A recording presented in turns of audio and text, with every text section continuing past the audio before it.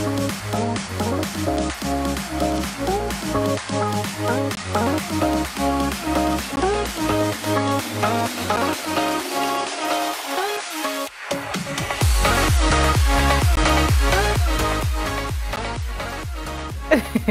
right, good morning. It's good to see you this Wednesday morning. Hope that you've had a great Valentine's Day yesterday, and we're back to reality. You know, those days where it's like, yeah, let's go back to our lives. Okay, but it's good to see you this morning. I hope that you woke up well and you're ready for the day. Welcome to the show. My name is Winnie Lubembe, and of course, the show is Your World. So, at the Landmark International Conference on Population and Development, that is ICPD, that is in 1994, yes, we're going all the way back, representatives of the 179 governments gathered in Cairo and adopted the ICPD program of action, which recognized reproductive health and the empowerment of women and gender equality as pillars of sustainable development.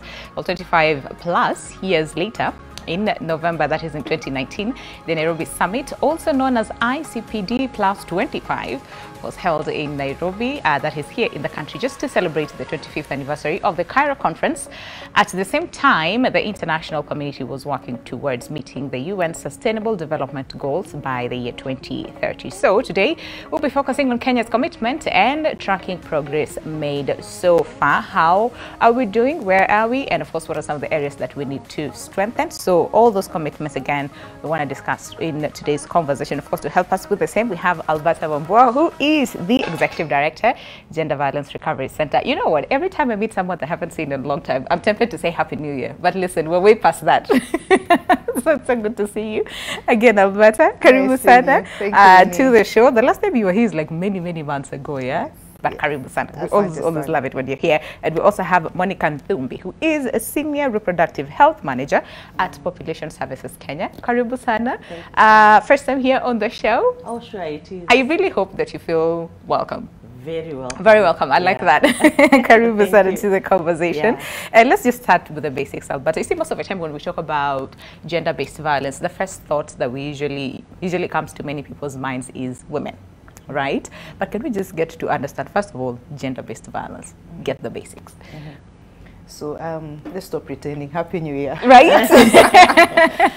So yeah, so I'm happy that you say that, because a lot of people look at me and be like, So gender-based violence is violence perpetrated to either male or female. So it's not necessarily to a woman. Right. And it has power relation issues.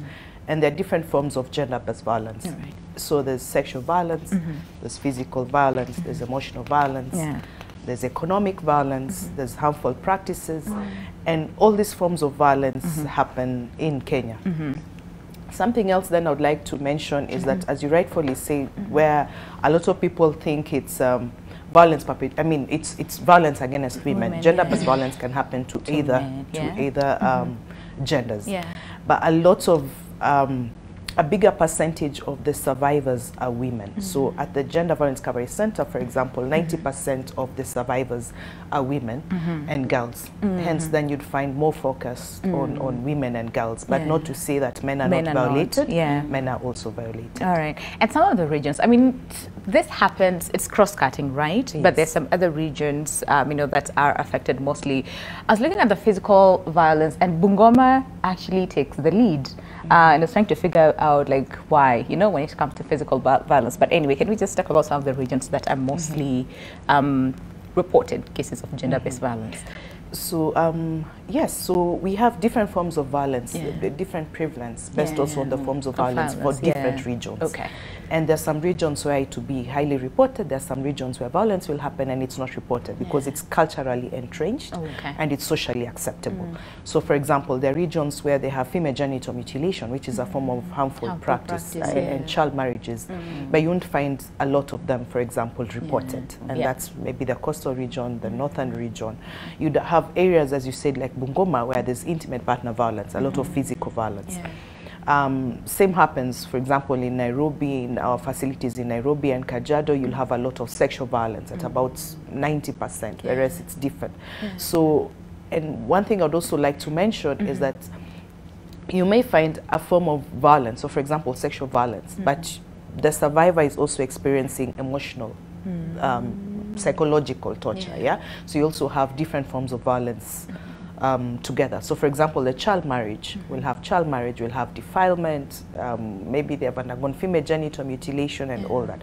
So those are some of the reasons. When you don't have proper responsive mechanism that supports the survivor, or you have a society that condones or tolerates violence, then you're not going to have reporting. Yeah, that's true. That's true. And I'm happy that we're pointing this out, because the majority of the times there's some incidences that might not necessarily, again, according to the people who practice it, might not consider it as violence of any form, but really it is. So, and it's important to actually shed light on the same. So, Monica, let me bring you in this sense. First of all, let's just talk about Population Services Kenya, right? Yeah. And then we'll also talk about the Accelerate project and why, you know, you two are here today. So, thank you so much. Thank you for having us. It's good you talked about Valentine in your opening speech. Right. We had a very, very great gift yesterday. Really? Yeah. Our tell. gift was a report of the year 2021-2022 right. of the ICPD25 plus 3. 3, yes. You see, now you talked about the 25 in 2019, now we are plus 3 yesterday. Yes. So we celebrated that yesterday. And I and Alberta, Population Services Kenya and GVRC have a great program called Accelerate. That is led by PS Kenya, of course, and we are working very closely with Alberta, who are also leading the GBV component. As you know, they are very strong in GBV. We are also leading the sexual reproductive health rights. So these are some of the very pronounced commitments which Kenya meant in 2019 among the 17 commitments those were meant. So our program is called Accelerate. And when you look at around the whole thing, you'll realize that there's a lot of accelerating the promise, accelerating towards something. And so our program came out as something that we are going to focus on 3 main zeros. All right. We know, I mean, everybody, when you go into everywhere, somebody says, no, don't talk about 0, but we are saying we are accelerating towards. And like, so how you must, practical is that? But yes, it's important, right? So the first 0 we look at is at the 0 maternal morbidity and mortality.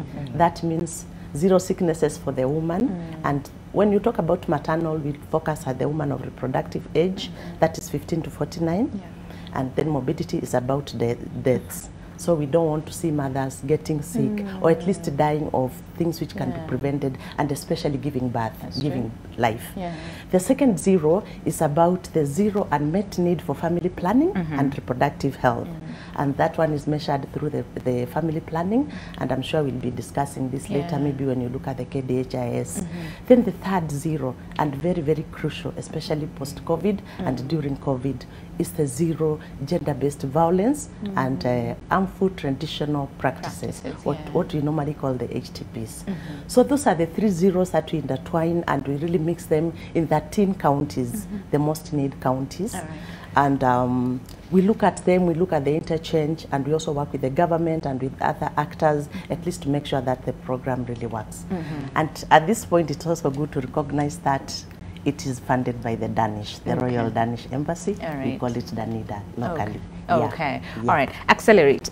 We know that whole aspect of promises, because again, I think this happens almost everywhere in different organizations and even in different countries, where they're really good promises, they're very good commitments, you know, and all those things. But then implementation is where there's a bit of a challenge. So you know, in terms of accelerating and where we are right now, looking from 2019 and the commitments that were made, where would you say we are at? Okay, fine. When you look at implementation, and in fact that is what we were tracking yesterday, we get it in form of reports and what we've done maybe between the years. The project kicked off in 2021, so at least we've done 2 years. And when you look at our implementation model, we've clustered it. Number 1, the outcome number 1 is what we talk about, the sexual reproductive health rights. And people think sexual reproductive health rights is another slogan, or at least something out of the blues. But when you look at it, it is basically the continuum of care from preconception to conception to delivery, post-delivery, childhood, and maybe that now preparing for another cycle. So that is exactly what we call sexual reproductive health rights, and just the rights in between. We just wear a different lens so that we can look at it differently from the service delivery, but not into the rights. Then when you look at our outcome number 2, so that we don't leave anything, nothing drops through the cracks, we have now the GBV element, now where we have our experts, Alberta, where we look at it, and this is by working through with the facilities, working through with the communities, because it's a continuum from the community to the facility and back and forth to the courts and everywhere. So that is our second component, and it's called an outcome. Then when you come to an outcome number 3, it's a very strong outcome. It looks at the respect and the attitudes and behaviors within the communities. And this is where the deep-seated issues are. So we have like a research component, which looks at outcome 3, and we go ask questions. We have CBOs across the 13 counties we are focusing in, and then they go through, and we come out and we ask people who have been exposed and to see how much social behavior change communication has taken place. Yeah. We can move from this is where we were to here to here. Then we have a fourth component. It has 4 components. Right. The fourth one is the learning and adaptation.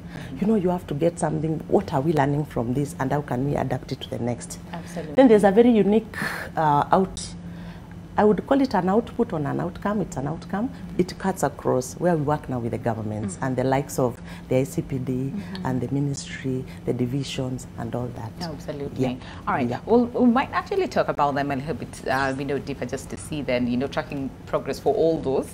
Because again, like you said, it's important to look at the, the specifics of every of this component. But let's talk about the KDH statistics, right? And Alberta, I know we talked a little bit about what is happening in terms of like the different regions, but what do the statistics tell us, especially when it comes to cases of gender-based violence? Do we see a decline? Have we seen an increase? What is happening according to the data? So according to the data, we have a decline, for example, in female genital mutilation. Right. That is down to, it's amazing. That is down to 15%. Yeah. I mean, that's, of course, not just the effort of Accelerate only, but the efforts of, the cutting across the different partners. We have the anti-FGM board led by Bernadette. We have, for example, the government commitments. You talked about the promises. So we have the GF, the Generational Equality Forum commitments. We have the ICPD commitments. So there's been great progress in terms of gender-based violence. I'm not sure. I wouldn't say that it's down, but I would say that we have mechanisms in place. Okay. And earlier when you're asking about the progress, for example, what by Accelerate, so I'd say Accelerate is not just a promise. We actually implement, make sure things get done. So for Accelerate, just as Monica has talked about, for example, in the 13 counties, you have community structures, that have been put in place, that have been there, that we work with. So we work with local community-based organizations. Part of the great progress that Accelerate did, for example, was to incorporate the gender-based violence module into the community health volunteers curriculum. Okay. So then they would use that. We've had amazing,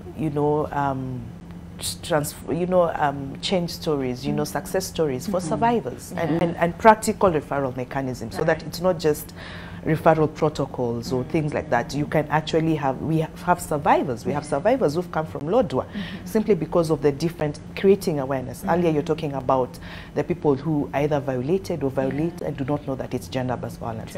So we've had all that, and not one or two, but many survivors who've been able to get response, to gender-based violence. We've been able, through one of our partners who's PS Population Services International, who've been able to give us, who've been able to go and do studies, and they're able to give feedback. So we are able to implement using evidence-based information. They're able to tell us that, look here, in this case management, there's a gap in shelters. So now we're working towards having shelters, for example, in all the 13 countries. So there are, I would say, amazing mechanism. We've been able to, for example, contribute to the gender policy at a national level. So what I'd like to say is that what Monica was talking about, just apart from the 13 counties, there's also influence at a national level, and influencing policies, influencing practices, trying to see where are these gaps in terms of even data collection or data management, which is one of the actions in the Generational Equality Forum, for example. We've been able to revise tools. We've been able to get proper training modules at a national level with the Ministry of Health and WHO and all partners, and you're having standardized, for example, gender-based violence management. So there's been, I would say, still not yet there, but there's great progress towards the zeros. Yeah, absolutely. And I know during COVID-19, there were highest, high cases of gender-based violence that were reported. So I think it will be interesting to see how are we doing now. But then again, when it comes to men and women and the response as well, the level of awareness sometimes, again, like just mentioned, sometimes it's a little bit, issues here and there. There's some people who would say, so as we're not getting involved into the same. But right now, where do we see the men and even the women when it comes to their level of awareness, especially when it comes to gender-based violence? Are we doing well? Do we have more work to do? And in what areas do you think, we have more work cut out for us? I would say we still have more work to do. If we didn't have, then it would be at the zeros. There would be no gender-based violence, There would be no violence in all the spaces we work in. There's violence even in our workspaces, for example. There's violence in our homes, there's violence in public spaces, there's violence in schools. So we still need to work on the awareness. Just as you said, there's nothing, it's important for both genders. It's important for me, for example, to know that boys and men should not be violated. It's not mambo ya wanawake, and things like that. So there are specific forums that Accelerate also does in schools, but also in communities that we create awareness through the local radio stations. This space that you've given us, thank you so much. In the media, in public barazas, we have school programs, the King and Queens clubs, where you have children being taught about child protection issues, their bodies. You have all the other stakeholders, of course, then being involved. So I would say the awareness is still there because we are still tolerating violence and we still do not want to talk about violence. As late as yesterday, we saw the senator being thrown out of assembly because she had stained with her periods. It's not a taboo to talk about periods. It's not a taboo to have periods. I mean, it's okay. I would expect help and not assistance, and not kicking her out. It's a natural, so there's all that conversation. And just in a WhatsApp group I am in, at the Gender Sector Working Group, there was conversation between condoms and their availability, I think that is what she was advocating sanitary. For. Exactly, so she was advocating for that. Why are we? And we know, for example, children girls have lost school days. Because of not having periods. I know an area where girls were actually had to dig, to be able to then have their periods and things like that and miss classes. So I would say that it's not a conversation for boys alone, for men alone, for women alone. Monica, it's a conversation for all. If, for example, I'm going for family planning, my partner has a stake, how many children and all that. I've met women who will go for family planning and make sure that it's an injectable and it's on market day so that their partners do not know because they do not agree. So all these things are intertwined. Actually, the 3 zeros are intertwined. That's true. That's true. And of course, again, like you said, 17 commitments, but this one is very key and why we're here today, because even in different aspects, right? Even here in the workplace or anywhere else amongst like our family members, like some of the conversations that we have, like, why are we talking about that? It's a taboo, let's not. But again, I think the more awareness we have as far as this areas and topics, I think it's much better and helps in terms of dealing with the same. Can we talk about then the models, that we mentioned earlier on, talked about 4 areas or 4 components, but let's talk about some of the models that are being employed. So just like Alberta has said and myself, we have now to integrate what we are calling those 3 zeros and everything else in between. There are so many actors, so many stakeholders. Number 1, we work in the, let me not call it work, but let me call it work again. So we are focusing on strengthening health systems by supporting the facilities because we don't have facilities of our own. So we work with the government. So within those facilities, you find the great GVRC comes in, helps with the model of bringing up a GBVRC, at least where we can receive our clients. So we come in also with the SRHR component, so that it's like a one-stop shop. So that when a client is already traumatized, has gone through GBV at home, has gone through all these other forms, even psychological, FGM, and all that, then when they come into the GVRC, that is it is now like a GVRC, like now there's a gender-based violence recovery center while they are GVRC. When they come to that setup, at least there's a form of, they can get what we call the critical package. the critical package as the package of getting the emergency pill. I know it's one of the most misused. Yes. And even conversations around it, around like it giving are very these people tricky. a chance to just go and do but whatever. But here they are supposed to be preventing pregnancy. Most of it has been sexual. So we have to prevent pregnancy. We have to prevent tetanus. We have to prevent STIs, that is sexually transmitted infections. We have to prevent HIV infections. So we give all this at one shop. Unlike if you just come in and start the psychosocial support and taking this person through this. And we also have to take the specimens. We have a lot of biomedical things there to do all that continuum of care and to make sure that we capture them within the recommended 72 hours. So this integration comes in that we have a model which just encapsulates the survivor at once and takes care of all these things, including the psychological, even the, we have dignity kits, where once you come in with your torn cloth and all that, you are first, at least unavalishwa something clean. Something clean. We have something for them to change. We have also, at least as we do psychological care, so that they trust you. It's a safe space. They start trusting you, and now you can even go ahead and take the physical examination and you take the samples for testing. So that is the kind of integration that we talk about at that level. We also have integration at all other levels, because now integration is the key thing. At this level, you can see we're already integrating SRHR and GBV, where it comes in, because they are really intertwined in nature. You realize most of the GBV aspects are mostly sexual reproductive health in nature. Look at pregnancies. Look at the harmful traditional practices. We are talking about the girl pregnancy. We are talking about HIV infections. We are talking about pregnancies. And all that. That is all what I've just said in a few minutes ago about the SRHR, the continuum of care from preconception to delivery and the baby and so on. So it is the intertwined nature of this work that we do that really cannot lead us away from integration. At national level, we also sit in these committees where we also have to be multi-sectoral. Nowadays, you cannot, you have to be multifaceted to at least tackle something. You cannot like stand alone and say, operate and say, me, I'm only tackling this and that's it. Okay, all right. We really need everybody on board, and that is where integration is very key, because every small component is needed.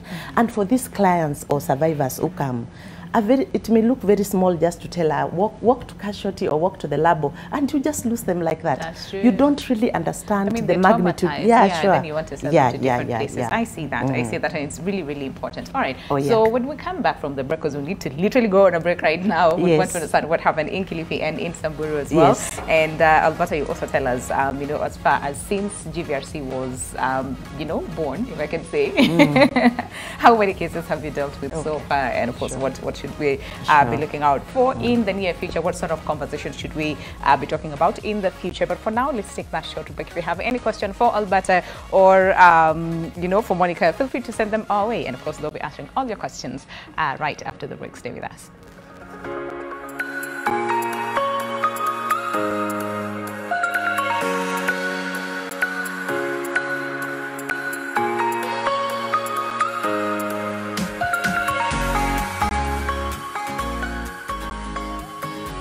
Right, welcome back. Glad to still with us. We have very few minutes left before we end the conversation. Literally, time flies. But today, of course, we're checking the commitments made, you know, by Kenya, and this is from the ICPD25, right? In 2019. I need to get it right because now it's like 3 years later after 2019. The accelerated program as well is here, and of course, we're tracking progress and just get to see what are some of the things that have been done, what needs to be done, and some of the areas that needs to be strengthened, just to make sure that then we achieve some of this commitment, especially when it comes to the zeros, right? The three zeros. But before that, Alberta, can we just talk about GVRC? I know you're very strong and very vocal on, you know, anything and everything gender-based, you know, violence, especially in this case. So how many cases have you dealt with so far at the center? So the center started in 2001. On 5th of March, we actually turned 22 years. Ooh, look at that. Okay. So we'll call you for cake and prayer. Please. So since inception, the Gender Violence Recovery Center has supported over 65,000 survivors of gender-based violence at its facility. We're 9 hospitals, where the 9 Nairobi Women's Hospital hospitals are. So it's an integrated model, which is the same model that's national paper that's been replicated in the GBVRCs that we're going to talk about or talked about.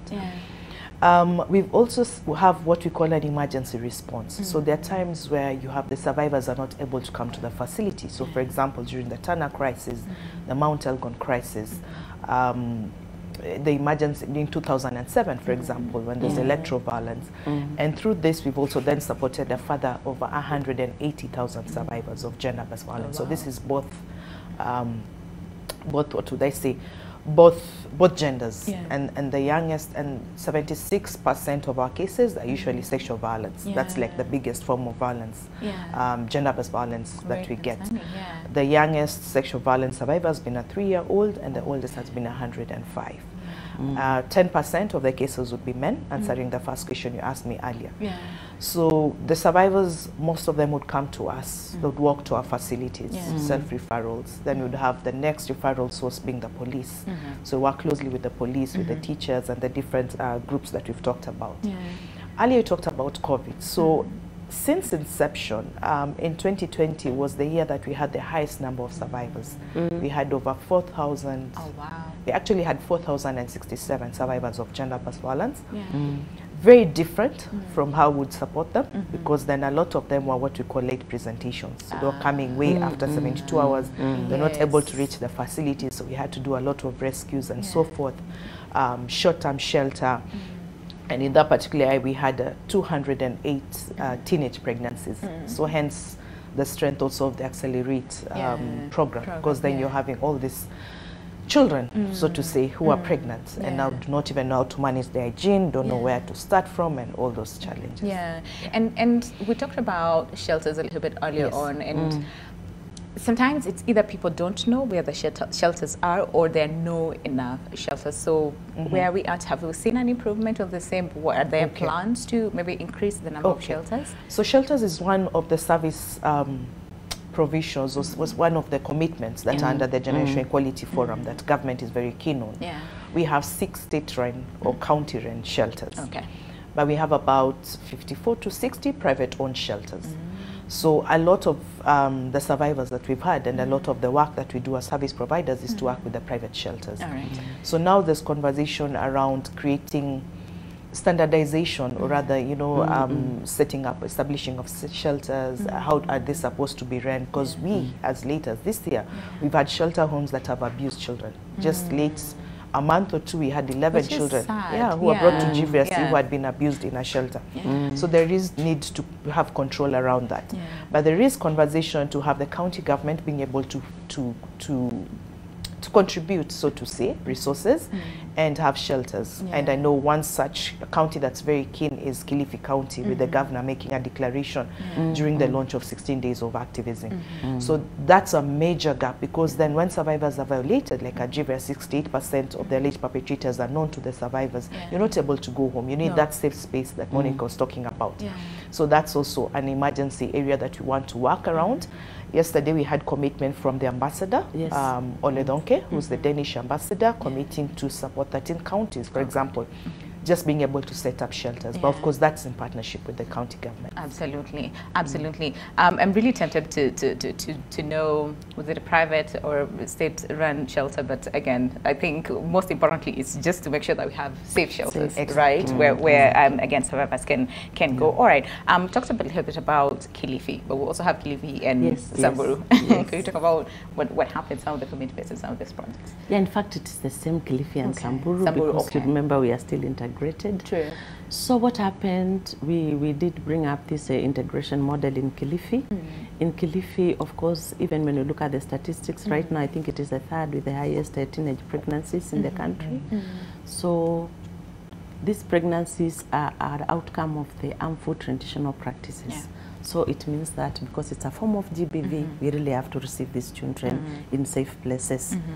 So when you come to the GBVRCs, the gender-based violence recovery centers, we have put a very executive one in Kilifi, and it has both even a wing for children, because you realize children are also survivors of the GBV. And in fact, according to the children survey done recently, a lot of them are really going through it. And when you go to the school component, you look at it and you find most of them are not able to talk about it. True. The minute you just open up like this, they just come flocking after that session. So in that gender-based recovery center, we have at least a component where we receive the psychosocial support and integrated there for children, and we have also done a lot of it, a lot of artwork, just like we would receive every other child. Okay. Then on the other side now, where we receive the, let me call them the adult survivors, or at least the 10 and above. At least now there is where we have a comprehensive, we have trained a person there who has been trained on integration, on both on GBV and the SRHR, on how to administer. We have trained them on how to do both the emergency pills and even how to cancel. We give them all the models on how to cancel person, because even after the emergency pill, now you may need a long-term method. So that at least at one stop, they are able to know at least what is it. At that stop, they also are taken through a very integrated model of being told the possibilities of the outcome of that violation. So that as you walk the journey, you know, and you know there's the conversion rate. If you come out of 100 people, how many convert to have the HIV positive? How many can have the pregnancies? How many will maybe have the hepatitis? You get through that integration, and you not only go through the psychological care, but you get the knowledge, and you also get the treatment at the same time. And so we've done this in Kilifi, County Referral Hospital, and we are very happy during the 16 days, the governor. And also, you remember our gender person is Jumwa. Yeah, she's a CS for gender, so she's very passionate about issues around GBV. So they promised to do more shelters. Shelters are not like the gender-based recovery centers, but they are the places where we take them for safety. But you know, now they'll be working in collaboration. When you look at Samburu, Samburu is another very unique place. We have put a very, very modern one. And also with the, you know, now the new governments are also doing the new facilities in a new way. So it's our latest kid on the block, where we have also put there, and we also brought it up with the rolling out of the GBV policy and domestication of the policy to the same county. So you find that you brought up a model, you brought up trainings, you brought up both GBV, SRHR policies also infused into the community. FGM, and everything is just working towards it. The other place we are really doing exemplarily well is the Homa Bay, and I think we'll be launching the policy sometime next week. First of March. First of March, towards the celebration. So these are some of the centers where we've come from the scratch. Those we can even talk about within our 2 years now. But we are still going to be doing others, of course, through the leadership of Alberta.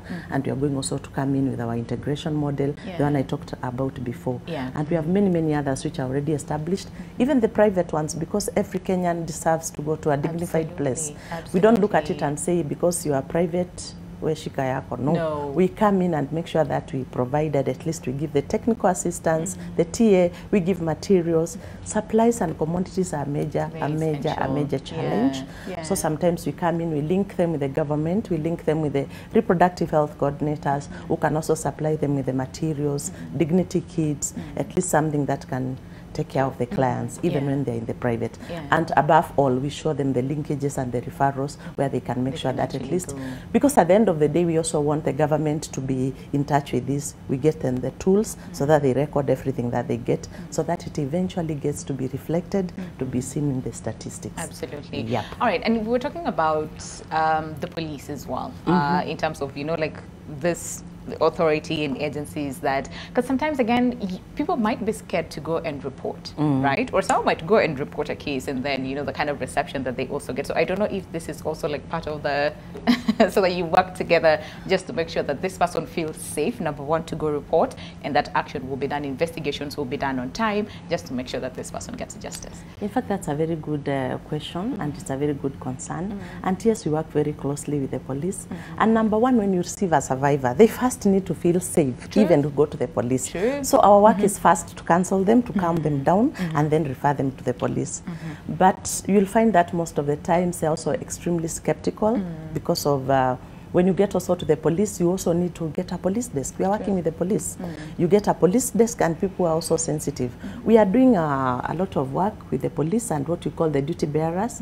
These are the non-medical, because I'm more medical. Yes. The non-medical people who are the duty bearers, the police, the court users, and even all that, so that they can be able to face the court and face the police and all that.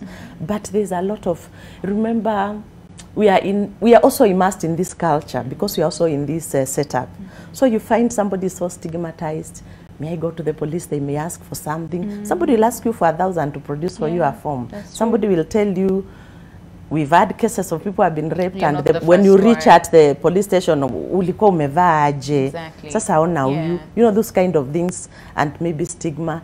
Apart from that, even some of them have been perpetuated in the police stations or the mijikumis. Yeah, you find where the girls are running to. Somebody also wants to see what has happened to you in the process.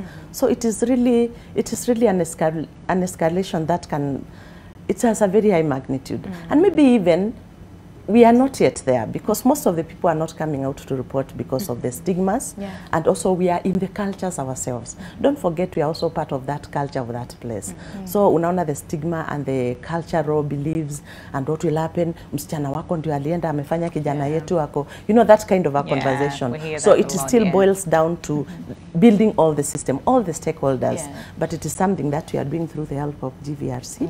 At least we are doing the duty bearers, the police are part of us, and we are even engaging men, boys, girls in forums, even within the communities. And we are doing a lot through Twitter and all that. We have messages. In fact, we have a very special campaign called the Ahadi Yangu. Amakamba, I may not pronounce the H. It's all so right. we have the Ahadi Yangu promise, which is all over in the social media, Facebook, Twitter, everywhere. So we get a girl to promise, I will go to school and finish my education. We get a mzee to promise, I will protect my child. We get a askari saying the part that he will do. We get a prosecutor saying, I will prosecute to the end without bias. We get a doctor saying, I will treat, I will do this, this, this. So we get all the stakeholders to promise, to give their ahadis.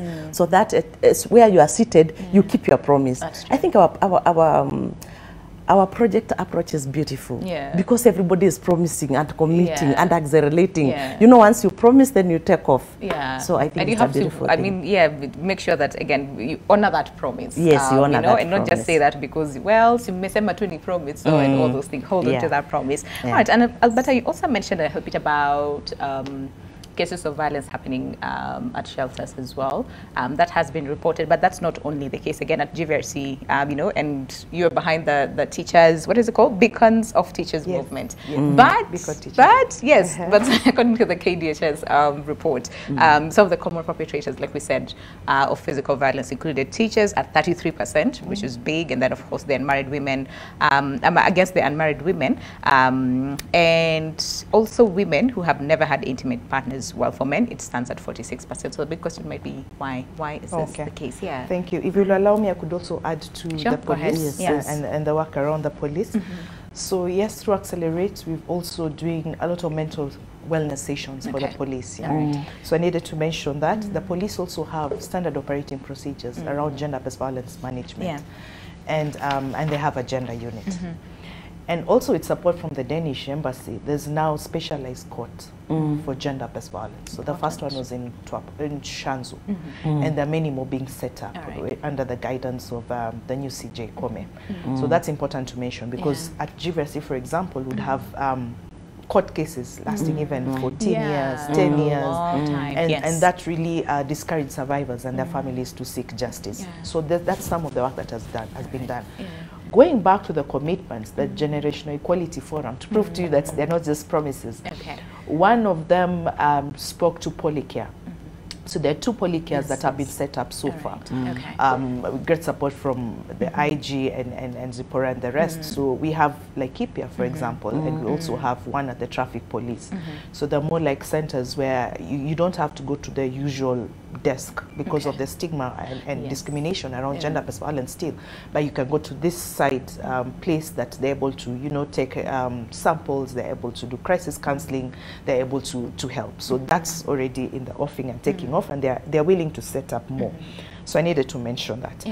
But there are organizations currently, including Wangu Kanja and GVRC and a number of other organizations that are now pushing for a sex crimes unit. So that then you have specific crimes units around the police that's specific to, you know, the way a bank can be robbed and you call and the police are there and everything else should be the same thing. You know, that this is a crisis. This is a woman who ties this idea. And it's important to also commend the police that a day will not pass before you see a police car in any of our units as GVRC, the 9, where they brought a survivor. So that is one. Going to the big teachers movement. So this was an amazing one that was done some time back. Maybe around 6-7 years back. That's when it was set up. It was in partnership with the teachers. Monica spoke about the partnership that we have with teachers, the Teacher Service Commission, but also the Ministry of Education. So I'll not talk about the work, I'll talk about the results. So after that, the teachers were sensitized on gender-based violence, and as Monica said, that we are in the same community, we are in the same culture society. So me working at GVRC does not remove me from how socialized, you know, or cultured, or that police, or so you cannot expect, and the perpetrators are not alien from Mars, so we are all sorted kwa pundani. So we did a lot of work with the teachers and different partners, so to say, and after the sensitization, the teachers formed a Beacons Teachers movement, which was really amazing. And for me, I'd like to talk about what I saw around the COVID period. Schools were closed for about 9 or so months. Children were not able to, girls were not able to access sanitary towels, they are not able to access the information they get in school around child protection, gender-based violence, and SRHR. And that was a challenge. But do you know what the teachers did? In their own spaces, in their churches, in their church compounds, in their, in their houses, in the mosques, teachers continued passing this information to children. So children would come together and the teachers would continuously pass on this information.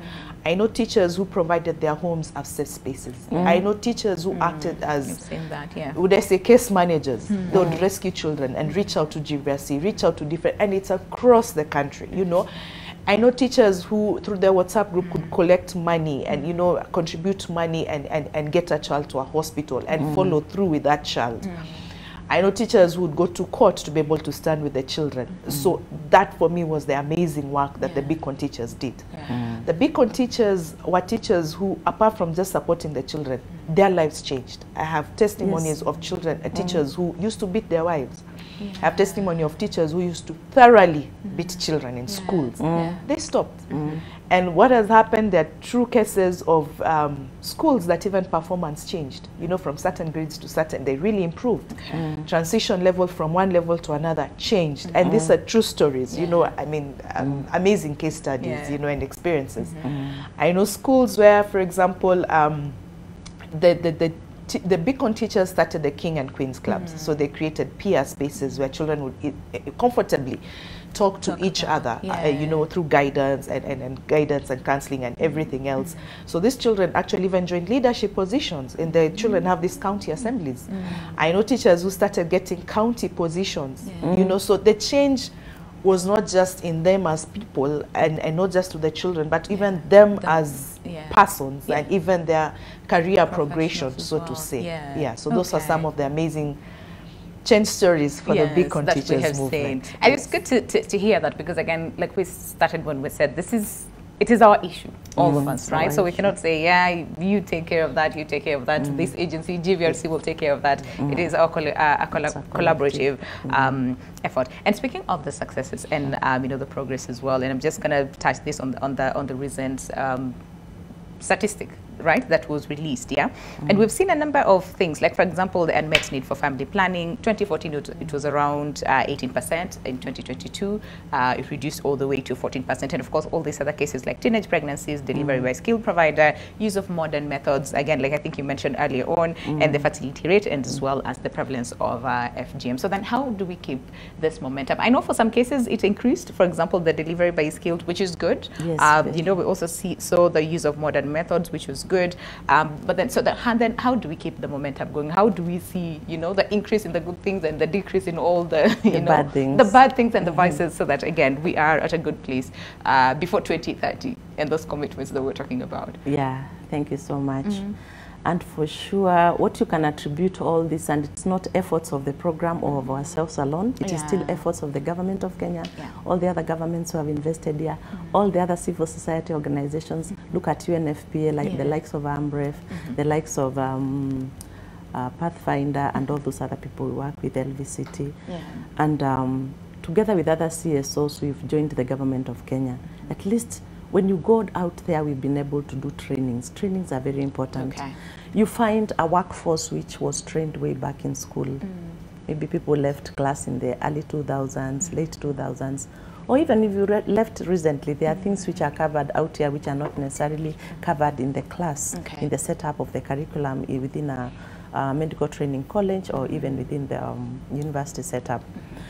So you find that we come up with the training packages and even mentorship packages. Number one, we start with maybe the classroom trainings, and we come with models of first training a pool of TOTs. Then they cascade this down to the counties and down to the sub-counties, way back to the facilities. So one of the key things is identifying the gaps of the training, because until you are trained, number one, when you look at like family planning, it's very technical. You'll not just wake up and insert a coil, for instance. It's quite a lot of anatomy and physiology, and also getting to know, and also all those other what would I call them, procedures. Services and procedures, So you find that it is something that you have to identify the gap and look at the people. Number one, somebody has to have passion. You may not even just wake up and command people for training. You will call people, you first select. The selection of the person to train is very important, because you have to have the passion, and you have to make sure that this person is also allocated at a very, let me call it, strategic place. Because why would you train a person who is also just personalized in outpatient or casualty department in family planning? So you first start looking at the people who are working at the clinics and the people working in maternities. So with family planning particularly, why we've managed to bring it, the unmet need from 18 to 14% within a span of maybe, let me call them 10 years, so they're around 14, and also improving the contraceptive prevalence rate from 53 to 58. It's because of this specialized package, and also with the Division of Reproductive and Maternal Health. They have also come up with packages. We have number one, module 1, which is called the long-acting reversible contraceptives, like what we call the rods, which you put around here, around the arm. And there's also another package which is also called the postpartum family planning. Because you realize most of the women, once they are in maternity, they come back in the clinic. The next time you see somebody in 6 weeks, they are already pregnant. So we have also this, you know, science has come to inform you. We keep updating them and informing them the latest. So those are some of the modules we've really emphasized on and trained them on the family planning. There's also the mentorship, because we cannot also afford, classroom training is very expensive. So you have the mentorship where you go one-on-one with a person, maybe within a labor ward, maybe within a MCH clinic, and you train them on how to do these methods. So at least you get a critical mass of people at least doing the same thing, and we've been able to realize this. Another thing which I must mention, because we need to end the show I know, I see this. I must mention the community. There has been a lot of demand creation and social behavior change and communication, because there are a lot of myths and misconceptions about family planning. And for sure, it's witnessed in last year's theme of the World Contraceptive Day. It was to end the myths and misconceptions around family planning. So until we work on those ones and we make sure that we mop out people to come to the facilities for the methods, you hear Alberta telling you how women have to combine coming to the marketplace and the injection, so that it has no evidence. When you go back, your husband will not see whether you took something. So it's a lot of work, and it's a lot of efforts that we've done. And the most important thing to note is that it's a multi-sectoral approach. Absolutely. Absolutely. So then, being said, that being said, so then how can all of us be part of the accelerator? Just make sure that then we achieve, you know, the 2030 goal of all the zeros that we talked about in literally 5 seconds each. How can we be part of this big initiative? Alberta, let's start with you. Okay, so in all our spaces, talk about gender-based violence and not shy from it. In the, for example, family gatherings, and I know someone's been beaten, speak out. If we know someone is violated or you're violated, kindly reach out for help. There are the toll-free numbers, there's the hospitals, there's GVRC, there's the police station, there's the CBOs, the different institutions. Just let's reach out for help. Absolutely. Let's talk about it. All right, very quickly. 5 seconds. Thank you. So we need to create a critical mass of people across all sectors, including yourselves, who are very key in even at least reaching better masses than ourselves in coming out to support gender-based violence interventions and also SRHR, because that is the way to go. We are all accelerating towards the zeros. Absolutely. And we got to get there. We got to get there. We have no option. I like that. Thank you very much. Monica Nthubi, Senior Reproductive Health Manager at Population Services Kenya, as well as Alberta Ambo, Executive Director at GVRC. Ladies, thank you so much for coming by today, helping us amplify these conversations, really, because it is important for us to talk about it. But most importantly, take action, right? Okay. All right. So we will see you. I'll see you tomorrow, rather. They'll not be here. I'll see you tomorrow. Same time, same place, right here on your world. But until then, stay safe and please, let's speak up, all right? And let's take action as well, so that again, together we can end cases of gender-based violence. But for now, stay safe and God bless. See you tomorrow.